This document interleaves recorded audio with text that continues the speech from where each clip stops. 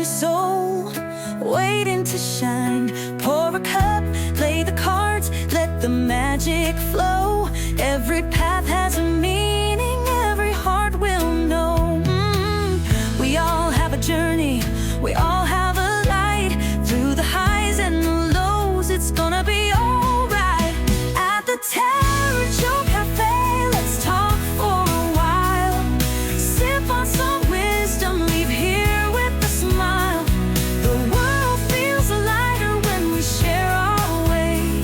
So pull up a chair at the TarotJo Café.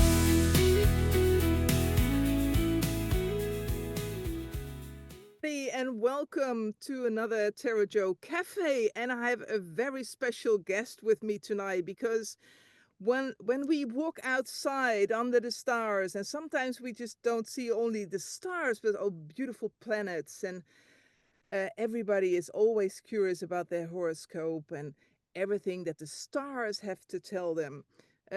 I've got a very famous astrologist with us. She's all the way from the UK and she knows all about astrology and the tarot.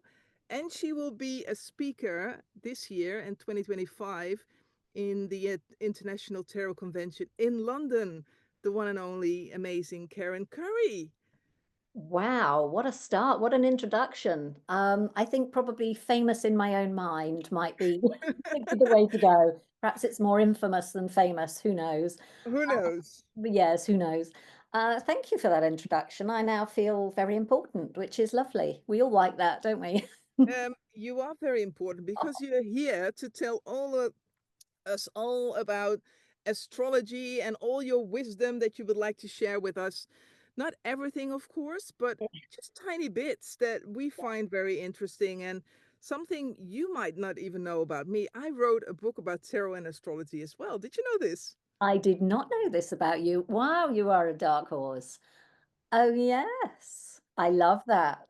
It's still in Dutch, but I don't claim to be an astrologist. And this is something I write in this book because that's a different field, isn't it? Tell us all about it. How did you start this all up? How do you become an astrologist? Well, I think probably like a lot of teenagers, when I was going through that sort of angst time of trying to work out who I was and my place in the world, um, I think a lot of us start to dabble with the esoteric sciences, whether it's cards or astrology or numbers or something. I think those of us who are drawn to these sorts of things often start in our teenage years, and that certainly was the case for me. I had always been interested in astrology. I used to read my horoscope and things like that. And cards as well. I'd always dabbled with tarot cards at that point. Um, and I think then, you sort of get led down the path of starting work and putting aside the things of youth. And I would dabble occasionally and I would read my horoscope and just try and read the cards, but I was always referring to the little white book, which never made any sense to me. Um, and it wasn't until probably into my 20s that I started to really investigate all these things again and do little card readings for friends. And I always make people laugh when I say that I kind of had my children by their birth signs. Always sounds a bit odd, but I have very little fire in my chart, and I didn't know any of this stuff back then. But I now, and I always wanted quite fiery, sparky children. And I now have my Leo son, obviously Leo is a fire sign, and my very fiery Aries daughter, who you've met. Um, and they've been a great complement to the family because we needed that sparky essence of vibrancy in the family. I'm a water sign, so we needed that livening up a bit. So I was sort of dabbling and probably dabbling quite intuitively, but being somebody who's rooted in numbers and science and quite logical, it wasn't until I started really studying that I gained any confidence with any of these things. So, about, I don't know, 5, 10 years ago, I really started plowing myself into studying the meanings of the cards and doing learning and doing a lot of courses. And I did the same with astrology. I started to do a lot of courses, a lot of programs, graduate programs for astrology, because I think it's that self-doubt, the imposter syndrome kicks in and says, I can't do this without the qualification. Intuition is great, but I need the ticks in the boxes and the certificates on the wall to tell me that I can do this stuff. And that was really what's evolved over the last sort of 5 to 10 years. And although I've been dabbling since I was a teenager, actually turning it into something that feels more meaningful to me as an adult has taken a lot of time, a lot of study, a lot of self navigation and self investigation to find out what resonates for me. And I have done a lot of tarot card readings. And now with stars and signs, we do astrology, we do tarot, and we do Lenormand, which a lot of card diviners don't know a lot about, but it's just another form of card divination, like oracle cards are another form of card Right. divination. Yeah, yeah. So I work with, or we work with, tarot and Lenormand, and I do astrology. And Tasha, my Aries fire baby, is in the business with me, and she's a tarot reader as well now. So it is something that has been passed down. She was surrounded by it forever, so she's instinctively just got to know the cards. So that's sort of the background that I've come from, really. And with astrology, I think astrology is probably my passion now, mainly because I see it working. I just see it in birth charts and how it resonates for people when I'm talking to clients, and how it resonates in my own life, because the proof for me has to be in my lived experience. Do you know what I mean? Mm. And you're probably like that with cards. It's like, unless I see it working for me, it becomes harder to share it authentically with other people. Right. Yeah. So, yeah, so from the astrological point of view, I mean, just to give you an idea of the flavors that are going on at the moment, this is a big year. 2025 is a huge year astrologically, because some of the more modern planets, the ones that are further out, which are generational, really, they're not, the personal planets are things like the moon that moves really quickly, or Venus, which moves really quickly, and Mars, they all move relatively quickly. But the more modern planets that are further out, sort of from Saturn, if you like. I mean, although Saturn's been known about for a long time, but from Saturn out, where we have Saturn, Uranus, Neptune, and Pluto, there's sign changes. And because those planets move very slowly, they change signs less often. So something like Pluto, it takes 248 years to go right round the zodiac.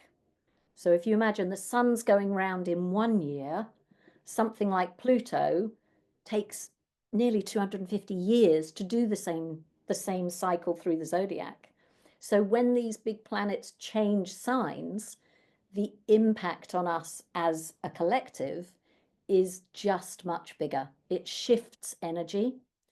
And I think a lot of people, particularly in the intuitive space this year, are feeling as though things have been buzzing for a while.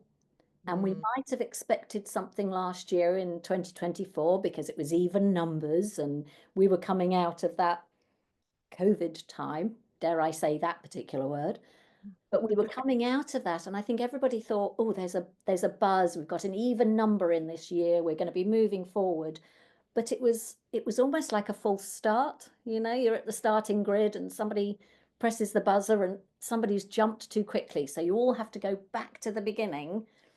Mm. This is the year where everything's shifting, where that energy is really shifting from treading water to starting to move forward, because we've been working in sort of earth and watery signs for a long time, and we are shifting into fire and air signs. And fire and air, by their very nature, even when we're talking tarot, let alone astrology, because obviously huge links between them, But fire and air together, they're both movement. They're both about, creating energy and moving, and they're fast, they're not slow. So that buzz that we've all been feeling the pull of is all happening. And it's all happening because these outer planets are changing signs into sort of fire and air, which is really exciting for our times, I think. Yeah, we were just talking about how exciting it was when I was in Australia. I've just been, back for a little bit more than a week, which is which is extraordinary, of course, being in Australia and doing lots of talks. But you will be in the biggest stage as well this year. I know. It's so exciting. I mean, 2 years ago in 2023, Kim, she's like the godmother to all tarot readers, I think. She She is is. like our fairy godmother. She's just amazing. Um, I had been to a couple of the conferences beforehand over the years, and I'm a relative newbie in this space, really. I've only been professionally working for about 6 years. Um, and I just, sort of approached her and said, I'd love to do a lunchtime talk. And in 2023, she gave me that slot, a lunchtime slot to present a little workshop. And it was really well received. It was very flattering. I was nervous as hell. I don't mind admitting that. Because it's a big stage. There's people who've been doing tarot for 40 or 50 years. Yeah. And you're preaching to the converted when you're at a conference like this. You're not Yes. amongst people who don't know the subject. They know their subject. And a Yes. lot of them know far more than I do about the depths and symbolism within tarot. But I presented something slightly different because I blended astrology and tarot in my way. So I did my talk and, spoke to Kim afterwards, and she said, it would be nice to have you on the main stage. And it was, okay, that would be lovely. Um, Okay. so the excitement mixed with the butterflies, my stomach was probably doing multiple somersaults. Yeah. So when she sort of suggested it for this year, I jumped at the chance because it's a Absolutely. perfect year to talk about astrology, and blending the tarot with astrology is something I love doing.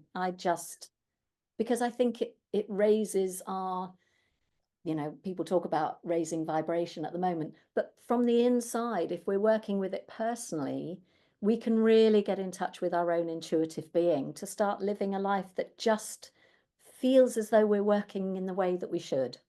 Yeah. Well, I was there in 2023 and I was happily surprised because I was sometimes cringing about certain workshops I wasn't really happy about, but yours was amazing and I thought it was too short, 30 Thank minutes. you. And I was expecting you to join me on stage in 2024, but you had to wait one more year, Oh, yes. which doesn't matter. I mean, everybody has his or her own path, and I can't wait because what I've seen in 2023 is someone who is doing it out of passion, and I love that. Mhm. That's something I'm really connected with. Not just like, oh, I'm just doing this and I couldn't tell you were nervous, and I loved the interaction you did and your personality, which matched the whole thing. So I can't wait for you to have the whole room and see what's going to happen then. And I know you will do great, Thank no you. doubt. And people love astrology. Everybody loves astrology. Everybody wants to learn more. And I know that I won't be cringing with your workshop.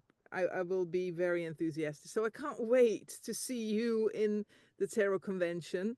And I'm really, really curious what you're going to do. Can you give us a little bit what you're going to do? A sneak peek. A sneak I'm peek. going to be talking about these outer planets, really, and how we can look at the energy for ourselves. Because, we have, I mean, literally just this last sort of weekend, we've got Neptune, which is a great planet for those of us working in the spiritual field, because it's about dreams, it can speak to our spiritual beliefs, and it has moved from a sign that it's quite comfortable in Pisces. It's moved or moving into Aries, And although it shifts, because they do that retrograde thing where they kind of go back a little bit and then forward. So we get a taster of some energy, and then it slips back and then it comes forward again. And Neptune going into Aries. Aries is the sign of, it wants to just go. It wants to start putting plans in place. There's an energy. It's, it's that wands energy of the tarot, where it's the fire and the determination and the courage and the spark of inspiration. So when you take a planet like Neptune, which has been very happy and dreamy Pisces, where we're all having these lovely spiritual dreams and maybe getting downloads and all that sort of wonderful stuff, when we shift it into something like a sign of Aries, it now wants to do something with it. It's now saying, okay, now I can be an inspired leader.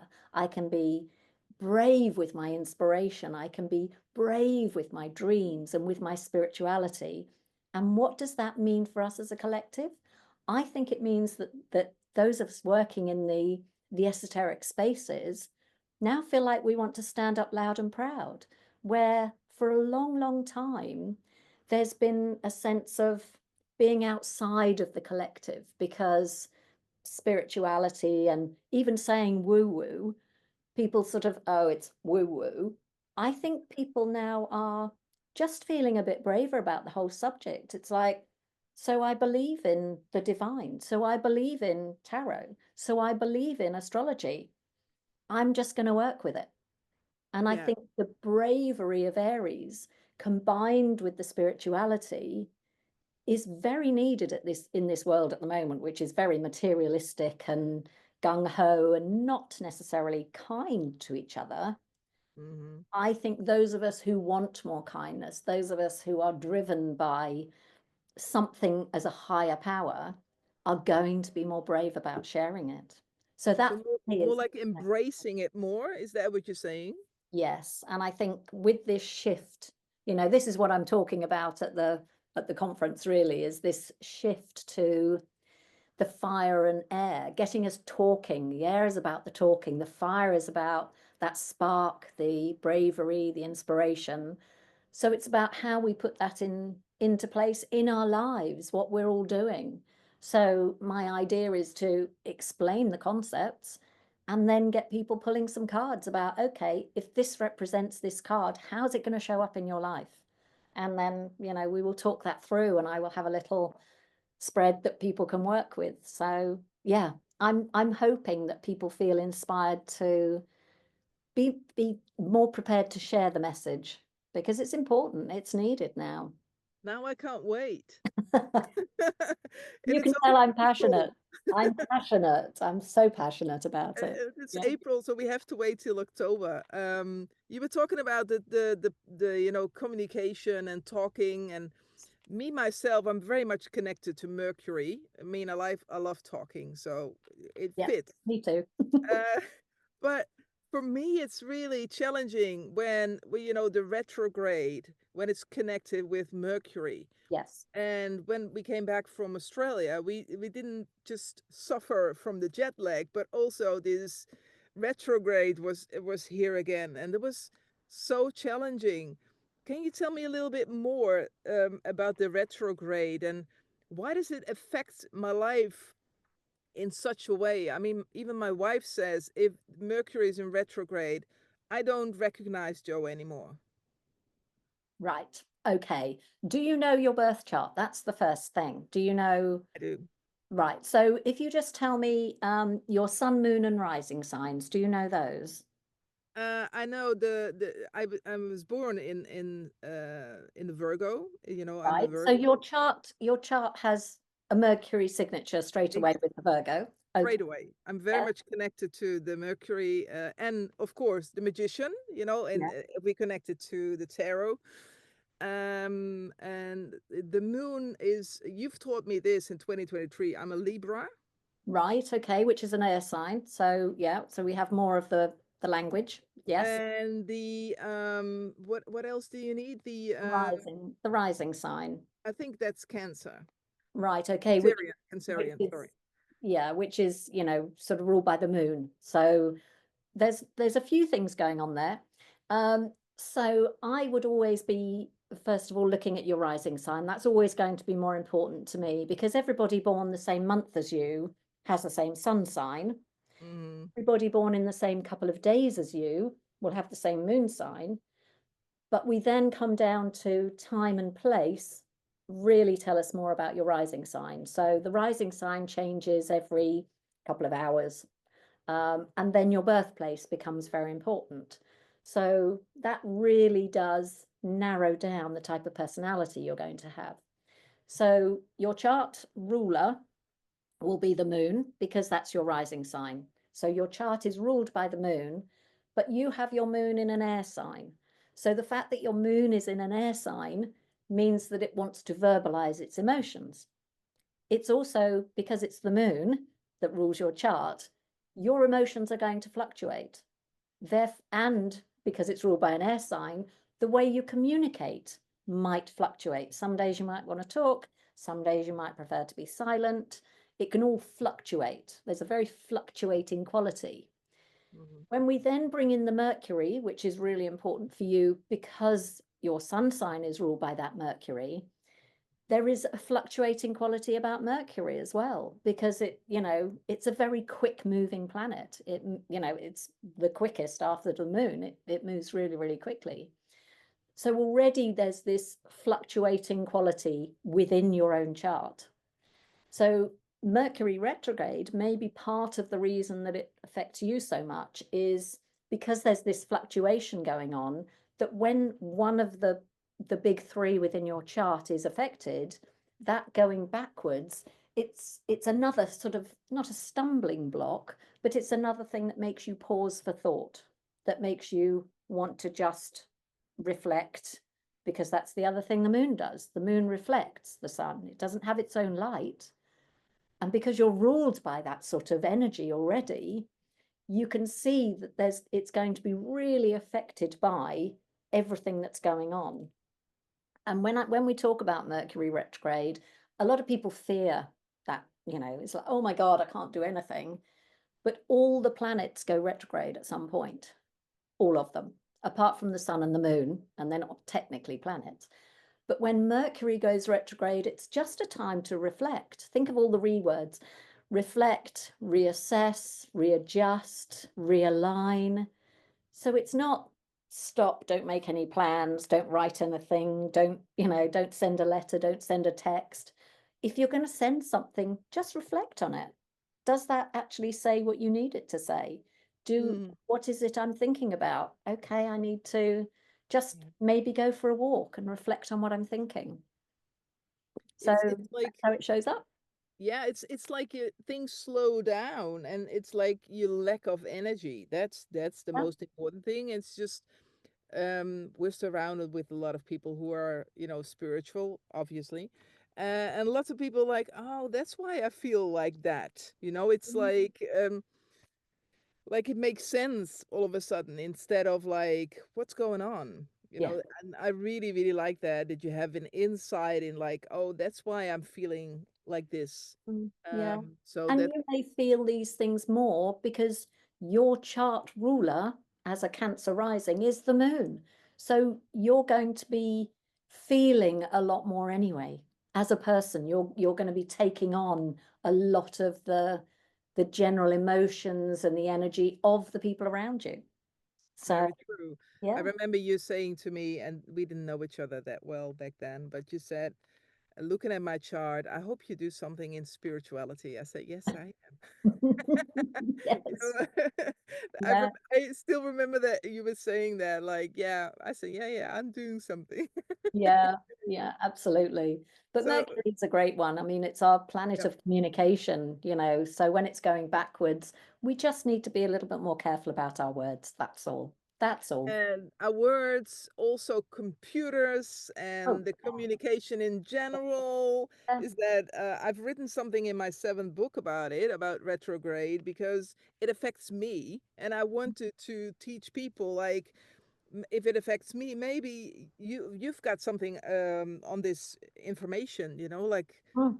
um uh Yeah, makes funnily enough, sense. I'm going to write a blog about it because we're currently going through all these things. And Mercury retrograde happens 3 times a year, generally, Yeah. for about 3 weeks at a time. And then even when we come out of retrograde, it takes a while for Mercury to speed up again. So we often feel the energy for even longer.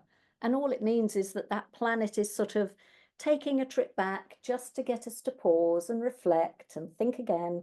And for some of us, I mean, my chart ruler is Mercury. And, as you can tell, my words are, 19 to the dozen. I've always got too many to say. One of the things I tend to say about having a Mercury ruled chart or a strong Mercury is that I never use 5 words when there's 50 available. Do you know what I mean? I'll use the Oh, 50. Um, yes, too. and and sometimes when there's a retrograde, I have to learn to listen more and not talk so much, Yeah, or review the contracts that I might be signing, or it could be all of those things. All of, yeah. the plans I want to make for a plane journey, just make sure I've checked the ticket. Yes, and Just the make time and sure. the place is all right. Yeah, It's funny absolutely. what you say that I'm connected to the moon, which is if well, I did a talk about your finding your soul journey, and I'm number two. I'm the number two, which is the high priestess, and there's no other card who's so much connected to the moon as this one, except Absolutely. the moon itself, Yeah, obviously. What soul journey are you on? Can you still remember? I can't remember. This is the other problem with Mercury retrograde. My memory just goes out the window. I just, I honestly can't remember what my number was now. I Maybe it can't. comes to mind again. Maybe it comes to mind. Yeah, yeah, I was just wondering. yeah, I have got it Um, written, but I can't remember. um, great. We are in a hermit year. 2025. If you connect it to the tarot, we're in a hermit year. Yeah, Um, can you tell me a little bit about the hermit and where is it connected to? And what can we expect for the rest of the rest of the year? I mean, we're in April now, so there's a little bit of time left for 2025. yeah. What is it connected to the hermit? Well, for a start, the Hermit is the card of Virgo, which is obviously very interesting for you. Um, Yes. and for me, I think this is about taking this year as the energy is shifting for, we're moving into this fire and air. And this is, we're talking a long time. We're not talking a 5-minute change here. We're talking big changes. I think this is being a year of a hermit. There's a lot of introspection. What have I learned over the last 10, 15, 20 years that I want to take with me, that has served me, that is, the guiding light of the hermit, using all of that sort of analogy and symbolism that we have in that card. What is it that I want to take with me? Who are the people who are coming on that journey? Who are the souls that have inspired me, or the ones that I have to thank and say, they're not for this rest of this journey. Thank them for the whatever they've done, whoever they've been to you, because everybody is a part of that journey, your journey. But it's about taking that light forward.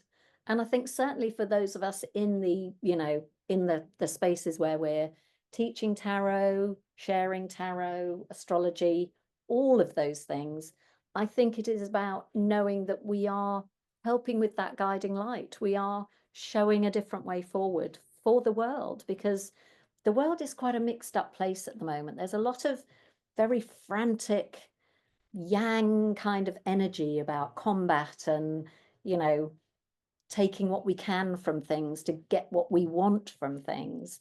And actually, we need something softer coming in. We need, yes, we have fire and air, and they're quite dynamic signs, but all the softness that we've learned over the years with, a lot of things going through Pisces, etc., they're really soft. They're really compassionate. So for me, the hermit is about absorbing all of that information quite introspectively and taking it forward, because the hermit really does sort of embody a lot of the compassionate wisdom that we take forward as a sort of guiding light in the world. So I think for me, that's I say in a nutshell. I never put anything in a nutshell. I put it in a million words. But That's really how I would say it sort of resonates for me. Yeah, that's lovely. And when we're shifting to the Wheel of Fortune, you know, like Mm, 2026, that will be a big change yeah, too. I can't wait, actually. absolutely. Personally, I'm in the Wheel of Fortune year, which Right. means like, okay, just let it turn and see what comes. The funny thing is, the more you know about all this kind of stuff, the more you realize that you're saying things out of intuition, like, oh, I'm going to do this and this, and the rest will come. I don't know where it comes from, but it's like the wheel keeps turning. Like, okay, what else is in stake? You know, like, um, I don't know everything yet, but I know that things are gonna come. Yeah. Isn't that amazing? Yeah, and I also think that, I mean, the Wheel of Fortune's often associated with Sagittarius, which is the sign of, learning and continual education and wanting more wisdom and wanting to pursue other cultures so that you're learning the best of everything. You're absorbing as much information as you can in Mm, order to teach as well. Sagittarius is the sign of the teacher. And even the sort of mythology around Sagittarius, it's half horse and half man. And it's about blending all these different energies and different symbolism together in Sagittarius. But as you say, that sort of wheel of fortune, okay, you have a chance and a choice to do something different, you know? So it is very much about the learning journey from here on in as a culture, as a collective. yeah, so this is something we can expect too from 2026 then. I think so, yes. I think now we're making a shift. We can all feel the shift about, yeah, we need to know where we're going now. We need to really think and, get some introspection about what comes next, because it's really important. It's really important shifting time in culture, what's acceptable, what's not acceptable, and how judgmental people can be. And, I think a lot of people are realizing that we're just all in this together. Nobody's really got the answers. No, You have to work out your own belief system. And then, for me, it's very important to do all of that with kindness because, having beliefs is fine. But if they impact other people, it's about how you then deal with those in a kind way, you know? exactly. If you can be only one thing, I always say, please be kind. Absolutely. Yeah. It's like it's the best thing to do. And of course we're different, but doesn't mean that one is better than the other. It means like um just embrace it. Embrace that we're different because that makes it fun. What if we're all together and we're all doing the same thing? That Yeah. would be so boring, wouldn't it? It would. In fact, I mean, one thing that I always put at the bottom of my emails now, I always put living with permission, permission to all be making mistakes and all those sorts of things. So living with Exactly. permission, observing with compassion, yourself and others, but always acting with kindness. Because, we're all making mistakes as we go. And Of as long course. as we Of accept course. our own, give ourselves permission to mess up, observe the fact that we all do that and do that with compassion, but Yeah. ultimately to act with kindness because, that's the only thing that we can really give each other. It costs nothing, costs Exactly. absolutely nothing. And it Nothing. can make a world of difference to people. Exactly. I always teach my students there's no right or wrong. I did that when I was a teacher of English, but Mm, as a tarot teacher, I'm saying there's only learning curves. There's yeah, no right or wrong. There's just learning curves. yeah. And I don't know if you have this as a tarot reader and astrologist that people always come to me and I don't know what to choose. They're afraid to make the right decision. And I Mm, always start with there is no right or wrong. There's a decision. And if it doesn't really turn out the way you would love to, then you've learned something, which is far more important, isn't it? yeah. And I think that's, for me, whenever I do a birth chart reading in particular, because my belief is that your birth chart is a soul's decision to be incarnated in that point in time to have Mm, this particular human experience. I always say it's just a journey of learning, growing, and evolving, and that's it. That's yes, all your purpose here is on life, really, is to learn, evolve, and grow. Yeah. and to do it, with kindness and all those sorts of things. But there's no pressure to make everything perfect and right. You generally don't learn from the stuff that goes right. You learn from the stuff that goes wrong. Success doesn't learn us anything, I always say. What people sometimes call failure, but I don't like the word. Yes, you learn a lot from that. And the And I rest, think you fail your way through bits and yeah, pieces, don't you? It's exactly. yeah, Exactly. yeah. Um, so what's in stake for the next coming time? Do you have any projects? Oh God, Um, yes, quite a few. what's next? Because you have this amazing stage in October. Then what? Or do you have anything planned before that? Yeah, I mean, the way things are geared up now, I'm doing sort of the astrology and the Lenormand readings, and Tasha, my daughter, has sort of is doing more of the tarot now because she's just an intuitive tarot reader. I kind of learned intuitively, but then, learned through courses and did a lot of that sort of research, whereas she's just always had an intuitive gift. So she's doing much more of the tarot readings as such. And I do a lot of workshops and talks now, because I love teaching, I love sharing, and I like doing sort of groups where people can, especially if it's groups with friends, because they can be, vulnerable with each other to explore their birth chart or placements or whatever. So I do a lot of workshops and talks, and I've got a lot of those coming up. And I am sort of thinking about, creating something for more of a public stage, maybe a deck or something like that. So it's a kind of watch this space really, because, as I said, it feels like I've been doing this forever, but in terms of professionally, um, I'm quite a newbie really, and in the tarot world, sort of 6 years or whatever. That makes me feel like a newbie. So I'm dipping my toe in the water with the stuff on the public stage, I suppose. But yeah, always doing a lot of, birth chart readings and those sorts of things. So I watch feel this such a space. baby now. If you say 6 years, I've been doing this for 4 years only. Yeah, but I mean, you've done a lot of, a lot of talks and things like that. And I was running, alongside all of this, I was running a full-time business, with my other half up until 2 years ago. So everything was alongside. So the last 2 years have really been, playing catch up on building a business, really. Yeah. So yeah, It takes some time, but it takes a lot of effort too. And being in the public stage really helps building a yes, business. That's yes, it what I does. always tell people.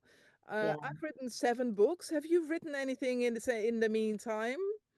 In the meantime, goodness me, in the meantime, no, I haven't. I mean, I've written, I've got some workshops, and I will have things sort of on my website, sort of workshops that I'm teaching that I then want to record and put on the website.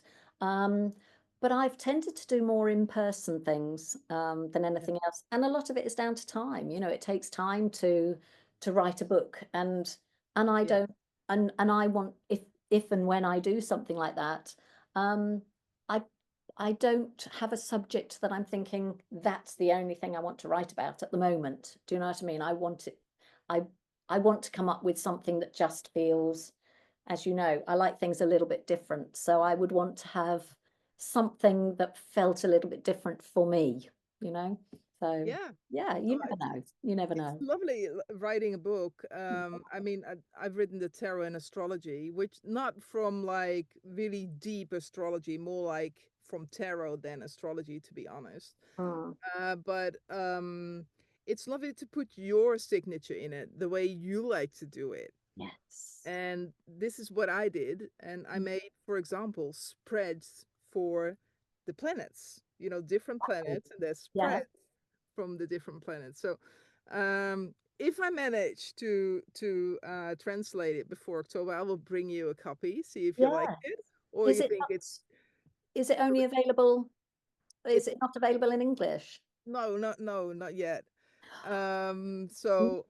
But yeah, I can show you a little bit. This is the Venus spread, Oh, yes. and there's for all the planets, there's different spreads, which is fascinating because you link people to different planets. So this will Yes. give them an insight. So I did it a little bit like my way, you know. Yeah. And I think it should be, because that, we were talking before we got onto the call about, personal integrity and authenticity, and people get to know you, so that when you then have your book, it's the person they know, the person they've got to know, and Exactly. Exactly. it resonates as your energy then. Have you heard of the 7-year itch? You do know that's related to Saturn, don't you? Yes.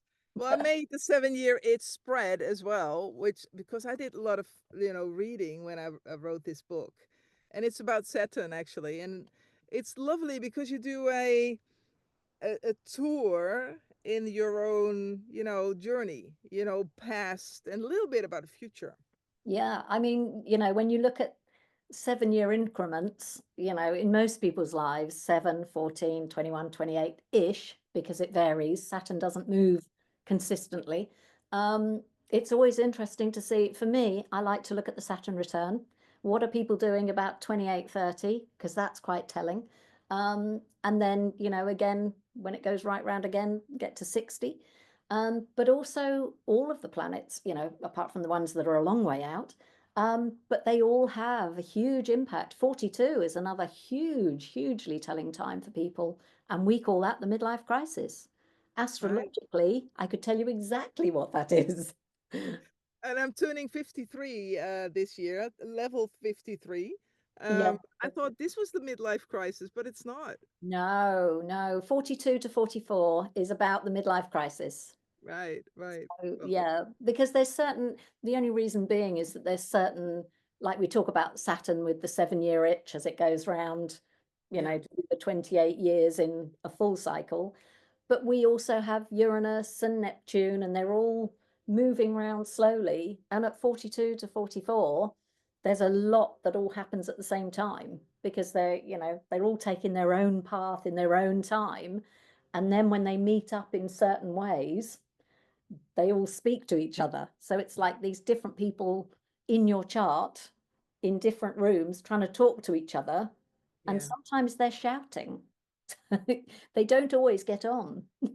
right. So it's just fascinating then to see what sort of conversations they're having as part of your birth chart.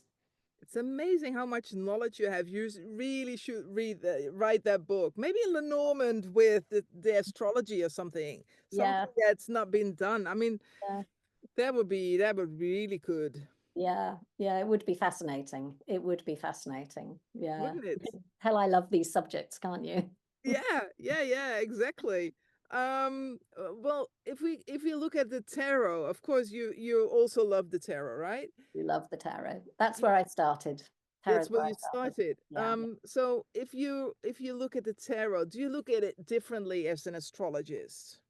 Um, I do, but if I'm doing, a tarot reading, I wouldn't necessarily say, particularly with the minor cards, if I have a lot of minor cards come up, I wouldn't necessarily relate those back to astrology. It would generally be if I see major cards come up that I might then talk about those in astrological terms, because they can often, for me personally, can often identify people in our lives. So, if I see the emperor come up, and I might say, is there, apart from a strong, person with a lot of yang energy in your life, I might say, do you know somebody who is an Aries or has a lot of Aries energy? So sometimes I will relate things to each other. Hmm. Um, and the talk I did at the tarot conference, the workshop, was very much about looking at the big three, your sun, moon, and rising, and relating those to the cards. Yeah, So for you, your Cancer rising sign would be the Chariot. So looking at those three cards alone can tell you something about you as a person. I yeah, mean, when I did my own, because I'm a Pisces sun, which is the moon, and then I'm Libra moon.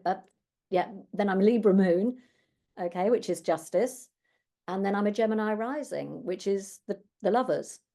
So I looked at those three cards, And the first thing that jumped out at me was the duality in all of them, the two. You know, you look at the moon for the Pisces sun and you've got the two columns. And then you look at the Libra moon and you've got justice with the scales. And then I looked at Gemini for my rising sign, and you've got the two lovers. Everything about it had duality, it had two. And it made me realize that there is a lot of duality about me. I can be really shy, but I can be really confident. I can be really sensitive, but I can be quite detached. And it was really interesting just exploring those three cards and bringing that together with the astrology. Yeah, it is. And I really found it fascinating. Like, wow, this is so absorbing. Like, I want to know more. I want to, I want to learn more about this. But you could do it for your whole chart. You know, you could Yes. literally sit there and using the minor arcana as well, because if you've got everything, you know, or different decks, you know, you can use it in different ways. But it is fascinating to then give yourself a tarot reading based on your birth chart. Is sort of how do these energies work together, or you know, why don't they? Why does there seem to be more wands than cups or something like that? It's like, oh, okay, perhaps I'm not leaning so much into my water energy, my feeling energy. Perhaps I'm all in my head. You know, it could point to so many things. It gives you such insight, really does. Lovely. I've just started the tarot scope. Have you heard of this? No. It's the tarot combined with your horoscope. Okay, yeah. And that's I publish this every day for all the star signs, and there's a little, a little line from the tarot, so it's connected to the tarot and it's connected to a little bit of astrology. I love that. Yes, that's I love something I'm just recently doing, and so far people love it. Yeah, that. people love horoscopes. That people love to learn a little bit about. Okay, I'm a Virgo. What does it say for today? You know, like you read from the newspapers or a magazine. Everybody's reading this, right? Yes, absolutely. I think my advice as an astrologer would be, yes, by all means, look up your sun sign, but look up your rising sign. Yeah. So, you know, for you, I would say look up the Cancer, you know. So when you're reading a horoscope, always go to Cancer first and then do the others, because Okay. you may find that because your rising sign is like your operating system in the world, it's, you know, it's often the bit of you that is more of your essence than your sun sign. Your sun sign's your ego. It's the bit of you that can go out there and shine, which is great. But actually the bit that's sort of more of your soul and that operate the way you operate in the world is going to be your rising sign. Right. So it's Thank it's you. interesting to look at all of them. Yes, of Is- course, of yeah. course. And I always look, and you taught me this in 2023, just to look that a little bit too. So yeah, it astrology opens so many doors. Absolutely. And it was only really by having, you know, having consultations myself and doing that personal research bit that really made it go anywhere for me, that made Yeah. me want to share it more, was that journey of self-discovery, you know, where you sort of think, wow, this has changed the way I operate in the world. I don't hide so much of my essence in order to fit in anymore. I can go out there, and I have a lot of Aquarian energy in my chart. So I just let my freak flag fly now because I need to do something that is different. You know, I need to do things that keep my energy buzzing a little bit. Yeah, great. And you do Lenormand as well. So Yeah. what's is there a big difference if you do Lenormand cards? If people choose it specifically, or are you choosing it when you do reading? How does it work? Well, I mean, I do a lot of readings online anyway. So even if I'm doing tarot, I would be, you know, picking cards for people. Um, and I don't know if a lot of people have never heard of Lenormand. This is just one deck that I've got in front of me. But the sort of icons and symbols are a lot simpler than they are with tarot. I mean, you could use, one card with tarot and sit there for half an hour talking about one card because there's so much symbolism and just you can dive so deep, can't you? And you can go through the astrology and you can go through the history and just so much. Whereas with Lenormand, if I show you a card like that, the sun, it's a positive card. It's vitality, energy, and happiness. There is nothing else really that we would say about that card. We wouldn't be talking about the fact that there is, some vegetation up here or some flowers. We wouldn't talk about that. We would just talk about the fact that it is the sun, it is your vitality, your energy. And it becomes much more important to ask specific questions as opposed to what's the energy going on and pulling a tarot card and saying there's all of this going on. I would want to, if somebody said to me, am I going to get this job that I've gone for? And I pulled that, I'd be opening the champagne with them because that's a really positive card. It's, it's sort of, yes, this is lighting things up. So Lenormand is much more simplistic in its language. It is all about icons. I mean,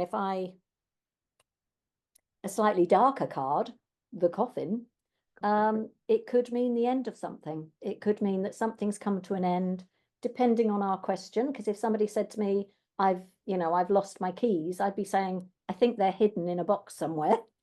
So it becomes very literal. It's a much more literal system. And when I'm doing readings, I always pull the Lenormand cards myself. It's a much smaller deck. Tarot's 78, and a standard Lenormand deck is generally 36 cards. That's a standard deck. And some people add a few more, but when you're working with just 36 cards, it's very, very different type of energy. Very different. Yeah, it is. I love it because I like to get questions answered. And I do with birth charts. I like to say, right, this means this, and that's it. Obviously there's always slightly more because of human experience, but with Lenormand, direct questions and direct answers, and that really suits me. That really works for you. That really works for me. Yeah. And maybe for your clients as well. I think I think it's an energy, isn't it? You energetically attract the people who are going to resonate with you. The people who are looking for you. As they say, we're all vibrating on some level, and you tend to just attract the energy that you're vibrating at a lot of the time. Yeah. Yeah, great.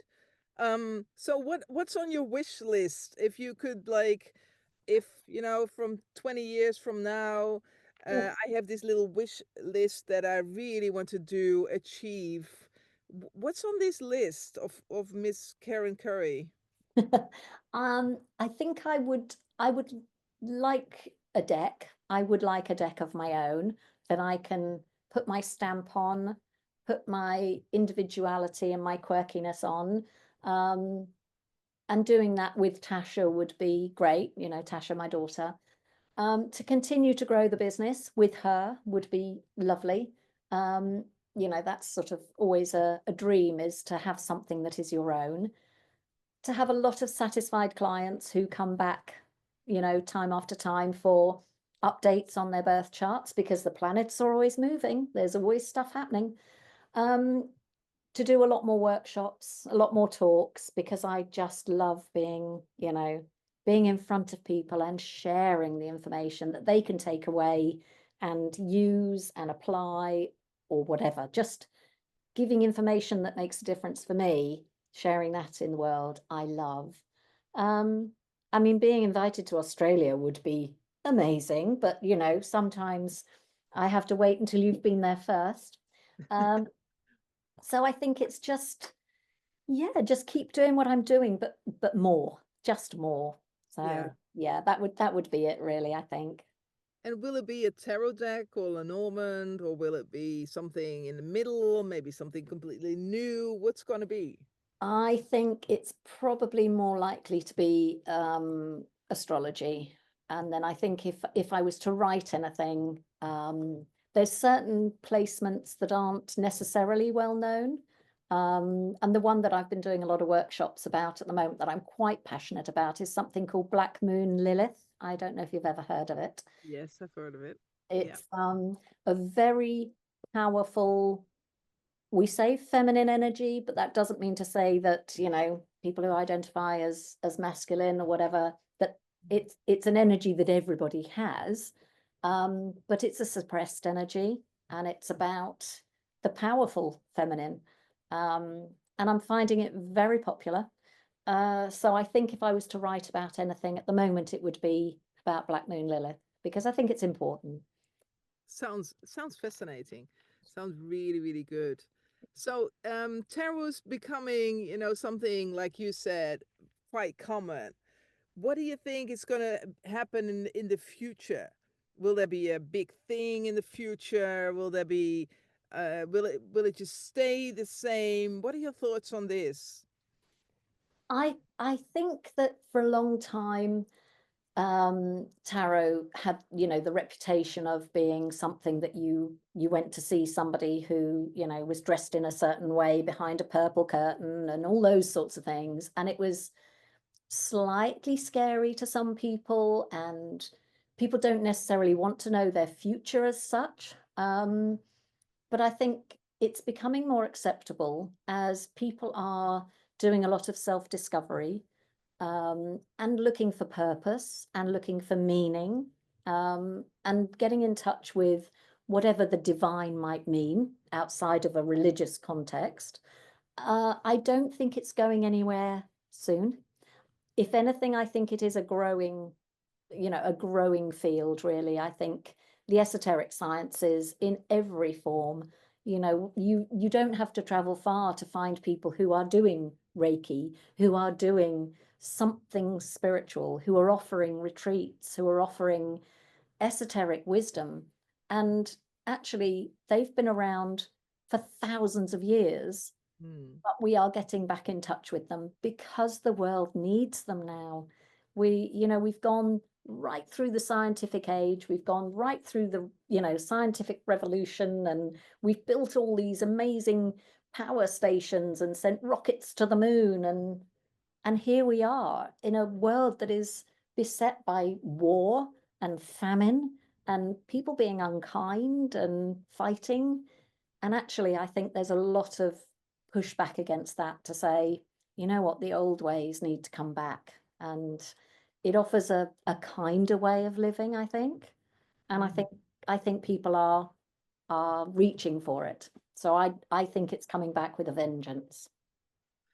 We have a very important task, I always say, a very, very important task. And as the hermit, very much connected to the hermit, I'm the light bringer, I always say. So Yeah. And that's exactly what I was saying. I think this is a year where things are shifting, and we have to carry that torch forward. And I think I think other people will start picking up, you know, picking up the idea and following and joining and wanting to find out, wanting more knowledge. And I think the hermit is often about knowledge, isn't it? It's carrying that flame of wisdom forward. yeah, So yeah. lovely. So what would you like to be remembered for in future? If we think of Mrs. Karen Currie, what will the line be next to your name? Oh, she picked up the torch that was offered, and she wasn't afraid to step forward with it, and she treated people with kindness. I think that's what I'd like. I'd like to be thought of as somebody who, regardless of the nerves, regardless of all that, you know, the difficulty and that we all have in stepping out of our comfort zones, Oh in yeah, actually doing that in order to help other people, because that's all most of us in this space want to do. We just want to help other people find a way through it all, because we're all in this crazy mixed up human experience together. we are. So it's just about, yeah, just helping guide other people through. Yeah, Yeah, with kindness, always with with kindness. always with kindness. Yeah. And you're going to smash it in October. I know it. I know you're going to do very well, and I will be cheering you on, of course, because I will be there too. Yeah. Um, And we will share a drink again afterwards. Afterwards, for sure. For sure. I promise not to drink beforehand. That would not go well. That would not And go. then we'll have a completely different workshop. It would be very different. Yes, It will be very it would different. be a cocktail making workshop then. Also nice. Also very good, but Also not very good. appropriate. Not appropriate for that Um, setting. Thank you very much. Do you have anything for our listeners that you would like to give them, share with them, some final words? I am gonna give you a discount. So I will sort of publish the discount code to you that everybody can use. So that, if anybody wants to come for a reading, etc. I've also got moon phase dates, which I'm happy to, share with you as a PDF so that people have got sort of moon phases, because one of the workshops I do is about working with the moon phases, the new moon for intention setting, the full moon for celebrating, and then as we move into the waning moon for sort of letting things go, working out. So I will certainly give you that, and a discount on any sort of readings that people might want. So, and if anything else I can think of in the meantime, I will obviously, send you a link and people can share and have whatever they choose then. I will publish all the things underneath the video, so people can find you whenever they need to find you and find the discount, and send you an email if necessary. Yeah, that'd be great. Thank you so much for being here. Thank you for sharing your story, your wisdom, and your time with us. Really, really appreciate it. We'll see each other in October. We will. Can't wait. And in the meantime, keep gazing at the stars. You never know what's going to come. Absolutely. Absolutely. Thank you so much. Thank you. Bye. Bye.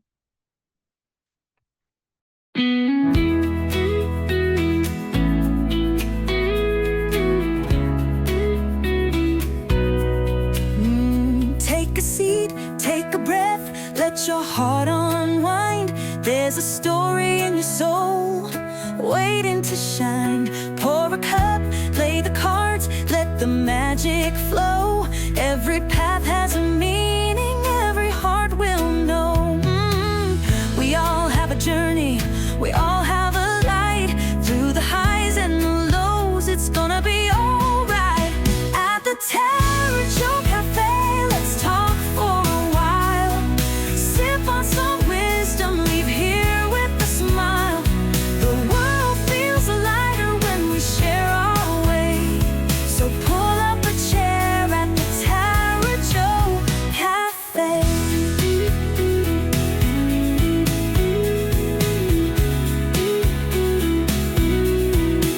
She's a dreamer, a healer, a seeker, a friend. Every story has a lesson, a love with no end. In the shuffle